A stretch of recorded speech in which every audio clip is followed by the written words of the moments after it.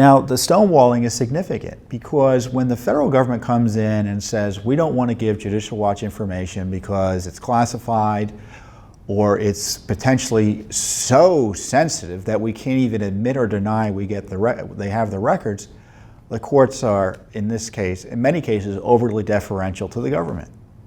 And so it's important that there be this commitment to transparency by the administration generally, because it just serves this secrecy to protect the really illicit machinations to target and remove President Trump from office. And it's doing nothing to advance the interests of the American people who want the information on the dossier, who want the information on the FISA applications. So the news about this Democratic memo coming out, which is the counter to the Nunes memo that the Democrats created after they failed to obstruct the release of the information, so they thought, well, maybe we should put our spin on it. That's going to be terrible for the Democrats because it's going to remind us that it was their party that funded the dossier that was behind the Trump spying brought to the Trump warrant. It was targeting Carter Page. But there were other things that the dossier was used for to target the Trump people with. So I'm very interested to see this Democratic memo that talks about a Democratic-funded dossier paid for with Democratic funds, as I said, the Clinton campaign and the Democratic National Committee, used by a Democratic administration to go after the opposition to the Democratic candidate. I'm very interested to know in that memo what's in it. I'm interested to see the defense. As I said last week, we found there was another dossier, this one created by the Kerry State Department, targeting Donald Trump. They gathered information and sent it over to one of their buddies in the United States Senate, classified information on Russia. They vacuumed it up the last days of the administration to target Trump. And now in the paper today, I think, there's a Obama State Department official who admits that he was talking to not only Steele, but Sidney Blumenthal, Clinton Foundation guy, Clinton henchman, hatchet man, whatever you want to call him, regular email correspondent with Hillary Clinton that Judicial Watch uncovered in all the Clinton emails. Constant. Blumenthal sent Hillary Clinton a dossier, it looks like every week. It's no surprise he was helping out on this dossier effort targeting real President Trump. I keep on calling him by his Twitter handle, Real Donald Trump. We have a FOIA for the State Department on the Steele communications, the dossier communications. So we'll see what that uncovers. All of that's collapsing. And what's being exposed is now the President Obama's maybe direct involvement in all of this. Now, one of the interesting things, and this is the dishonest liberal media, they've kept President Obama out of this. You would have thought the FBI and Justice Department had nothing to do with the Obama administration in 2016. Well, actually, it was run by his appointees. James Comey is an Obama appointee. Loretta Lynch is an Obama appointee. The head of the CIA, Obama appointee. The head of the NSA, Obama appointee. But President Obama is never mentioned. He's raising money for Hillary Clinton, going out and campaigning for her in a way that no president has done in 100 years. Again, no president has done what Obama did for Hillary Clinton in terms of personal political support and campaign support. There's been nothing comparable done in 100 years. But we're not allowed to ask questions about what he knew and when about the dossier. Now we have good basis to ask these questions even more because of text messages released by Senator Ron Johnson, Republican from Wisconsin, who has one of the oversight committees in the Senate, where Strzok and Page, the anti-Trump FBI agents at the center of both the Clinton email and Russia investigations, are saying I think it's Strzok who writes, I need to prepare, I'm paraphrasing, the texts are out there for you to review.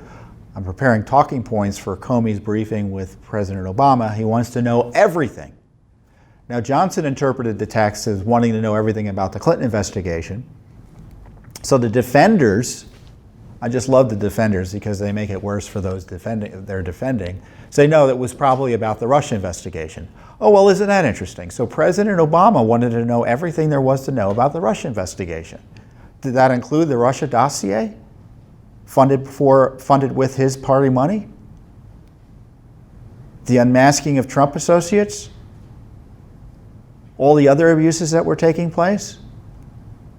And what's even more interesting, the president is talking to James Comey about an intelligence investigation and maybe even a criminal investigation concerning Russia. Wow.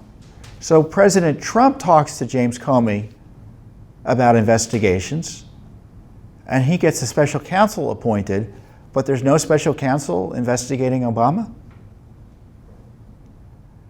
Now, I'm one who believes presidents have a right to talk to FBI directors and Justice Department officials about investigations and intelligence operations and express their views. And if there's no corruption involved in their interest, that's fine. But only President Trump gets targeted, but not President Obama, who was obviously interested either in well, we know he was interested in the Clinton email investigation because he publicly kept on saying she didn't do anything wrong even before the FBI had concluded, well, we know why the FBI concluded its sham investigation, because it was taking orders from Obama, who was giving his impression as to what should be done on TV every day. So I want to know, what did President Obama know about the dossier? I want to know, I see Vice President Biden's out there. What did he know about the dossier?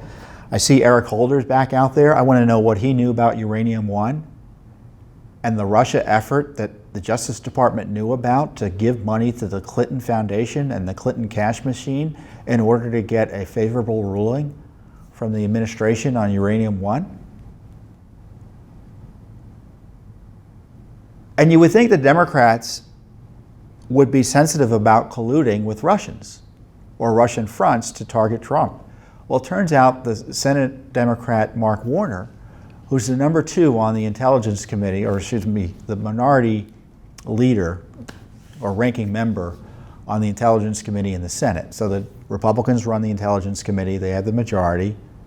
I think Senator Burr is the majority leader, but you wouldn't know it the way the committee's being run because it seems to be run by the Democrats, and Mark Warner is the ranking. And it looks like, based on reports, he was texting with the lawyer for a Russia oligarch and a lawyer who used to represent, I think, the Russian foreign minister, about how to get to contact with Steele. And he was doing it in a secret way. Obviously, he didn't want anyone knowing what he was doing. So you have a Democrat senator talking to a Russia front guy, a registered lobbyist,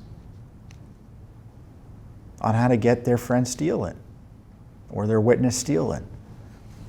And this is desperate times. This is why, for the left that is focused so much and invested so much in abusing the rule of law to target President Trump, the whole thing is collapsing.